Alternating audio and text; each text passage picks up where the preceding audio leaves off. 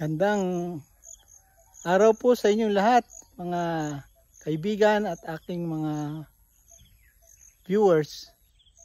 Ngayon po ay Sabado, 17 August 2024.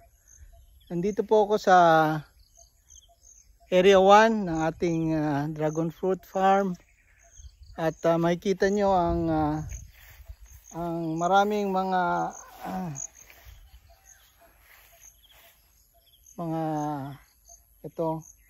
lumalabas na mga bagong dragon fruit.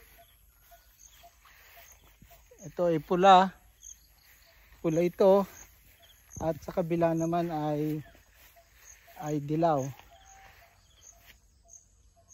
So marami pong maliliit na lumalabas.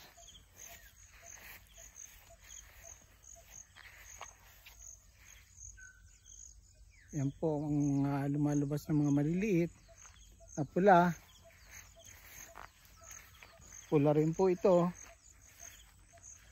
At makikita nyo, iba po yung bulaklak ng pula. Pahaba.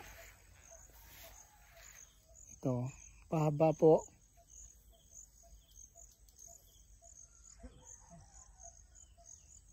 Samantalang ang dilaw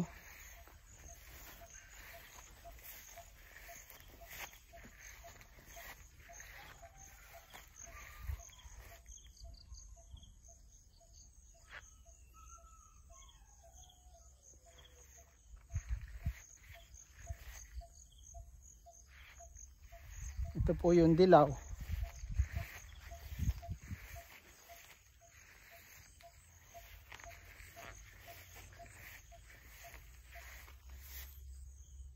Po yung dilaw na bunga. So marami pong lumalabas sa ating mga suloy na mga maliliit, at siguro isang buwan pa yan, maliliit pa po. Nandito rin po ako sa malapit sa ating ilog na ating source ng tubig, kaya matataba itong ating mga dragon fruit. Pero matagal na po na walang ulan, kaya ito po yung ating ilog. Makikita nyo.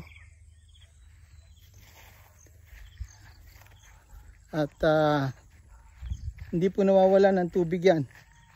Yung ilog na yan. Anong ginagawa mo, Dodong?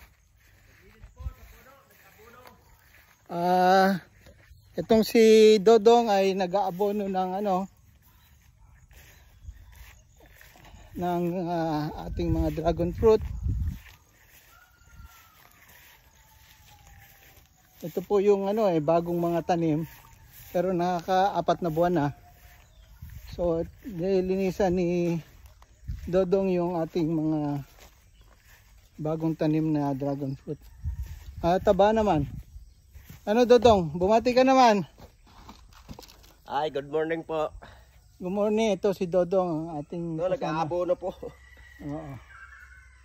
At yan po yung abono na halo, urea at saka complete. Kulay pula. Pula at puti. Sa susunod na araw grass cutter naman sila. Tumahabon na rin yung ating ating mga damo dito. So yan po ang ating report ngayong Sabado 17 August 2024. Happy Saturday sa inyong lahat. Maraming salamat po.